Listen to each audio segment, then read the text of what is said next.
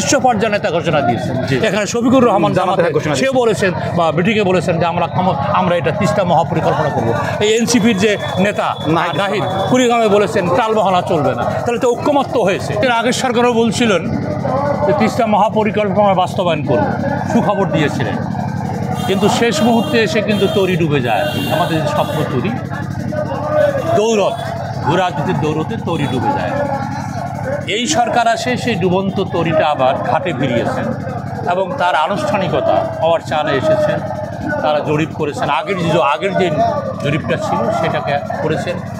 5 জেলায় তারা শুনানি করেছেন, মানুষের সঙ্গে বসেছেন, এটা চূড়ান্ত হয়েছে। সরকার বলেছে যে আগের সরকারের আমলে যেটা ছিল ফ্রিজে আটকে ছিল সেটা ফ্রিজ থেকে নেমে দোলাবাড়ি সরিয়ে আমরা এটা পরিষ্কার করেছি। তিস্তা পরে মানুষের সঙ্গে মতামত দিয়েছি এবং এইটা কমপ্লিট করতে গিয়ে তারা বলেছেন যে এটা আগে যে প্রস্তাব ছিল এখন তারা এটা রিভাইজ করে বলছে 12,000 কোটি টাকা লাগবে ডলারের মূল্যমানের বৃদ্ধির কারণে।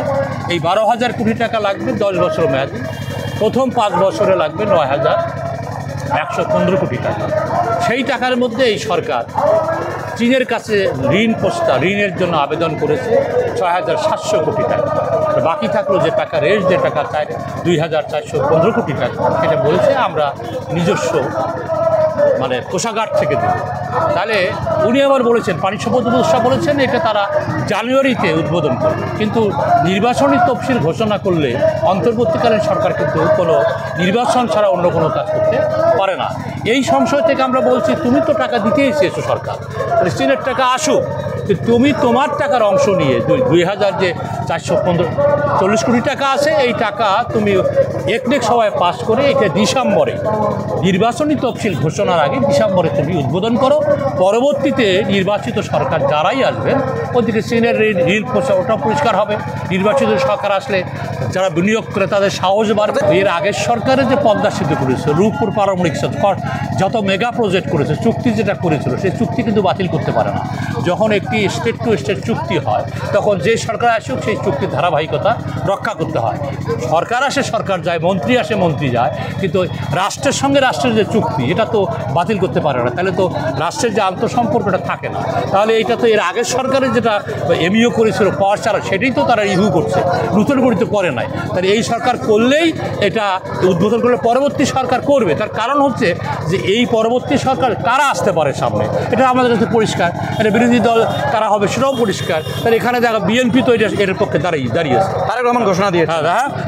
তারেক রহমান ঘোষণা সর্বোচ্চ নেতা, সব শীর্ষ পর্যায়ে নেতা ঘোষণা দিয়েছেন। এখানে শফিকুর রহমান জামাতে সে বলেছেন বা মিটিংয়ে বলেছেন যে আমরা এটা তিস্তা মহাপরিকল্পনা করব।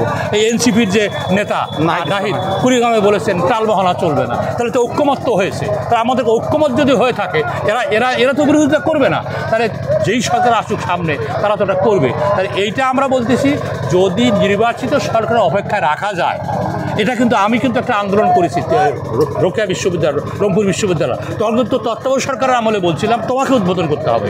তখন ওনারা বলছে যে না আমরা কাজ করে দিয়ে যাচ্ছি, এটা নির্বাচিত সরকার করবে। আমরা বললাম না, তুমি স্টার্ট করে দিয়ে যাও, ক্লাস শুরু করে তারপরে বলছো আমরা করেছি, সেটা হয়েছে। এটাও আমরা বলতেছি যে এটা সরকার শুরু করবে, নির্বাচিত সরকার করবে।